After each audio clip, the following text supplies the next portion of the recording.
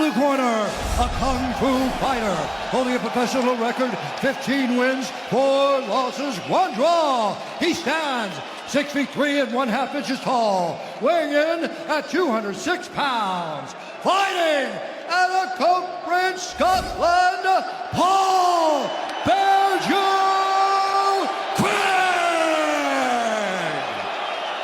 And now introducing his opponent, fighting out of the red corner, a Kyokushin karate fighter, holding a professional record, 27 wins, 8 losses. He stands 6 feet 3 inches tall, weighing in at 205 pounds. Presenting the number 9 ranked light heavyweight contender in the world, Nikita the Miner Krylov. And when the action begins, our referee in charge, Łukasz Bosacki. Łukasz Bosacki, our referee for this light heavyweight fixture. And a win in this bout has significant implications for the upper echelons of the light heavyweight division. Paul Craig is looking for a breakthrough moment to enter into the top 10 and draw closer to a title shot. Krylov has fought 3 of the top 5 already and wants to earn another crack. 15 to settle it in the UFC's most explosive division. Straight to action. And it's already an arm wrapped around the neck, gents. I mean, you've got to love the fighting spirit of Paul Craig. I mean, it seems cliche to say, but this is what I was worried about. If Nikita Krylov from the top position, especially in something like half guard, this is where he can sit on that leg of Paul Craig and really hammer away with ground and pound. I love the way he starts to fight. I love the aggression. I love the immediately get to business factor that Paul Craig brings. But sometimes you need to slow it down a little bit and use a little more strategy, because right now he's on his back. Krylov is experienced, as we said, on the walk. He can handle these positions. Let's see what Paul can do. 36th professional fight for Nikita Krylov at 30 years of age as well. But Paul Craig was talking about this as kind of a disadvantage as well, because he's got a lot of miles on the clock.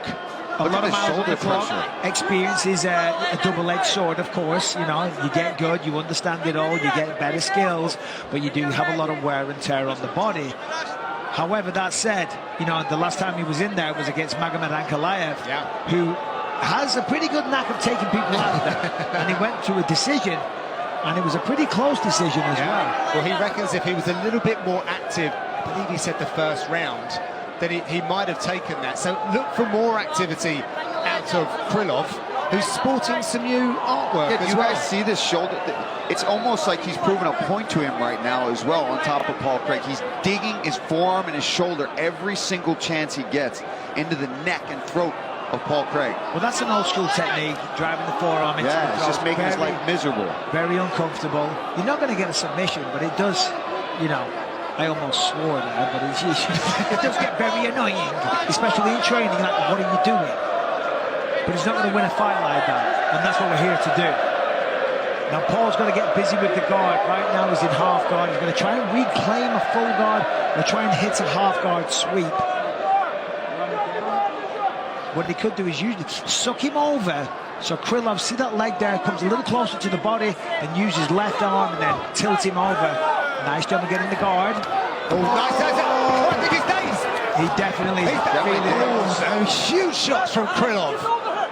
They were heavy shots. I didn't like the look on Paul's face. I thought he was out for a second. I didn't want to say that, but I'm with you.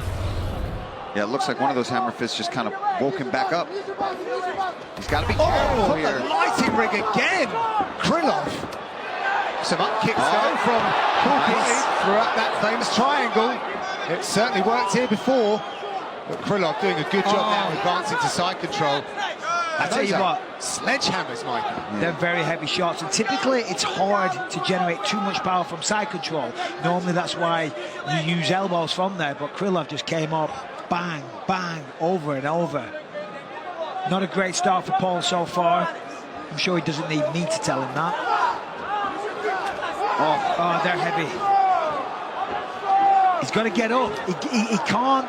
Paul cannot be content with lying on his back and playing the jiu-jitsu game. He's been successful before, but so far this round has shown us that this is not the path to victory. I fear that he may be content to be on his back during the fight, though, because he has such confidence. I'm not saying it's necessarily the right way forward. There has to be a point at which you switch we're it seeing it right now. He's had opportunities, right? He's kicked Nickelodeon off of him and not gotten back up to his feet. Oh my God! Oh my God! No way! 110 left as well. This. I mean, that's 110 left. That is a tight triangle. That is extremely tight. Paul Craig has done it again! Wow! He was swimming upstream there, comes away with a triangle victory. Man, he's got to have put himself in that conversation for title contention now. What do we talk about? We talked about in the keys to victory coming into this fight that you can't stay down there. Even if you feel like you're dominating Paul Craig, he needs 1 second to throw up that triangle and you're screwed. I mean, that was an incredible performance, and he does it every time. Comes from behind, takes shots he shouldn't do, almost gets knocked out. Here he is eating heavy shots. Trying to grab the ankle. He passes to the side, back into guard, lands a couple more shots.